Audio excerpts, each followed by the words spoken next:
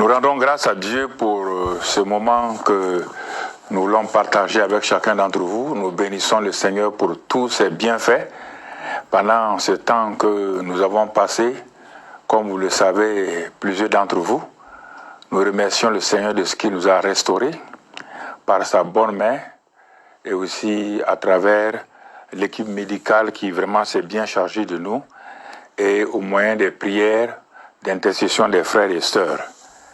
Mais ce que nous voulons dans ce bref entretien, c'est tout d'abord la révélation que Job a eue par rapport à Dieu. Et quand Dieu dit à Job dans le chapitre 42, il dit, Dieu parle, et Job dit, je reconnais que tu peux tout et que rien ne s'oppose à tes pensées. Ce que nous avons vécu, ma femme et moi, dans la même chambre, séparément, en même temps, collectivement, dépasse notre entendement. Nous avons prêché sur la présence de Dieu, la réalité de Dieu, mais on n'a jamais expérimenté cela. Malgré les difficultés, malgré les charges, cette présence était tangible, était là, claire. On ne comprenait pas, on avait l'assurance. On était là, on parlait ensemble, on louait Dieu. Mais ce qui nous a frappé, Dieu nous a dit de prier pour tous les malades. Ceux qui sont internés, ceux qui sont dans le monde, ceux qui sont au Burkina Faso, de prier pour le corps médical, de prier pour les chrétiens, car réellement c'est un plan satanique qui est en train de vouloir détruire le monde et que les gens ne savent pas.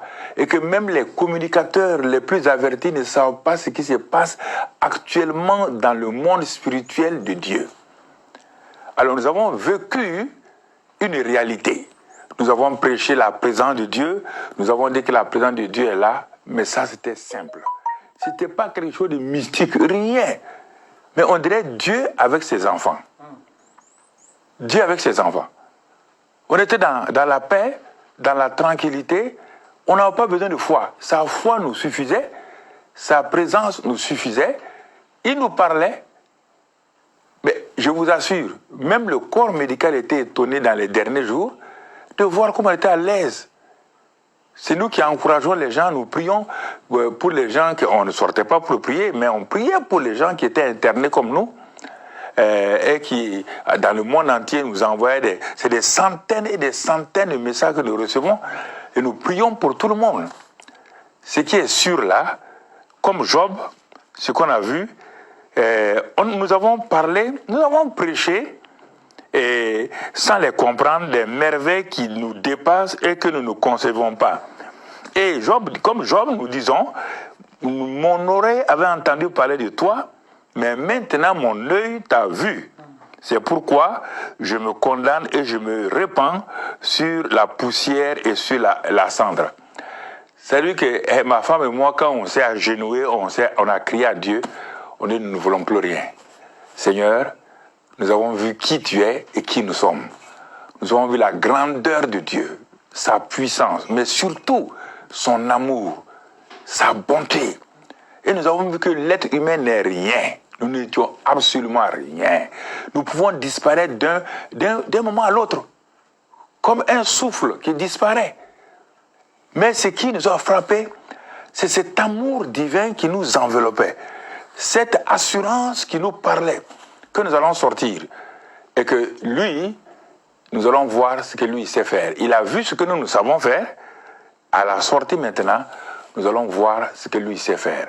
Alors, nous voulons vous parler, vous tous, bon, vous qui n'êtes pas, peut-être comprenez pas ce langage chrétien, mais nous voulons vous dire simplement, frères et sœurs, ne vous réjouissez pas. La plupart du temps, nous nous sommes réjouis, on a fait des grandes choses, on a vu, avec Dieu, nous ferons des exploits. Tout c'est un langage religieux. Notre langage est devenu un langage très simple et vraiment nous avons honte même de dire des paroles que les chrétiens disent. Donc nous rendons grâce à Dieu aujourd'hui, nous le bénissons pour sa bonté, nous le remercions pour toute sa fidélité. Nous avons découvert notre Dieu qui est un bon Père. Nous avons découvert le grand Dieu. Vous imaginez, à un moment donné, nous étions là, c'est comme nous avions l'océan dans un verre d'eau. et l'océan dans un verre d'eau, on voyait, on comparait tout l'océan avec un océan dans un verre d'eau. C'est vrai que l'eau qui était dans le verre était la même nature que l'océan. Mais quand on comparait le petit verre là à l'océan là, mais on n'était rien. Dieu nous a amenés pour nous montrer que l'être humain est l'être humain, que lui il est Dieu. Un point c'est tout, et nous ne pouvons plus oublier cela, toute notre vie.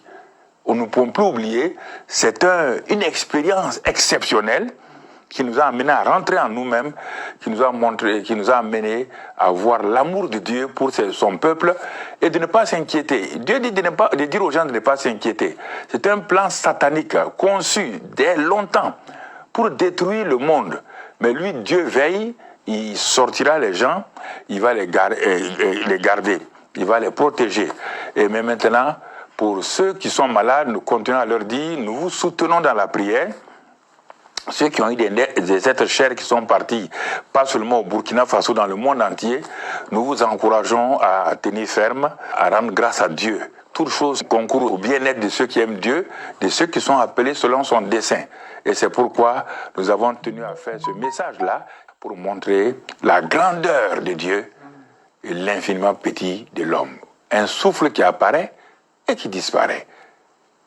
C'est une expérience que 47 ans je n'ai jamais vécu dans la simplicité.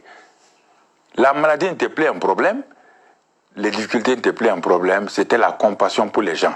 On priait pour les gens, on criait pour les gens, que Dieu guérisse, Dieu restaure, que Dieu bénisse le corps médical, que Dieu bénisse tous ceux qui sont dans le monde qui font ce travail-là. Et voilà ce que nous voulons partager avec vous, que sa grâce soit avec vous, que sa paix soit avec vous et que son amour continue à vous inonder vraiment de cette grâce-là au nom de Christ Jésus. Amen.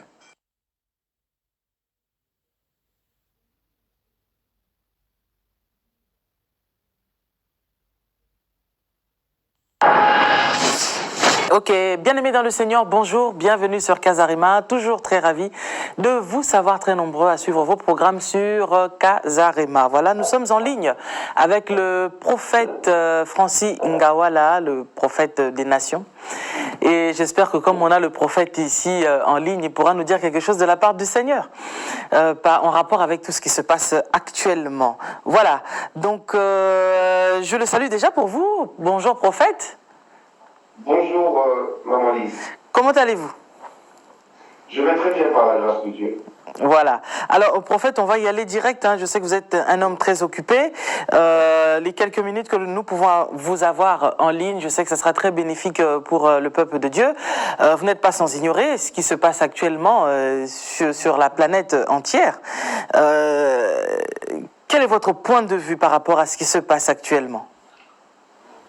Mon point de vue est... J'ai un point de vue d'abord en tant que prophète parce que en lisant la parole de Dieu, lorsque je prends Matthieu 24, la Bible parle déjà des épidémies, sur le verset 7. La Bible parle déjà des épidémies. Et actuellement dans le monde, nous sommes sans ignorer que nous avons connu déjà plusieurs épidémies à ce jour.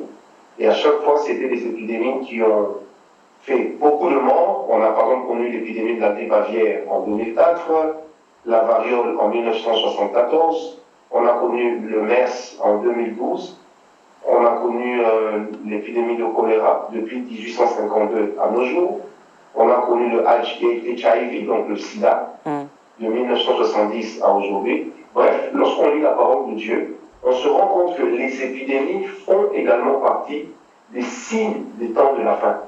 Mais les épidémies ne constituent pas le signe principal du retour de Jésus, parce que c'est un enchaînement d'événements. Ça, c'est la première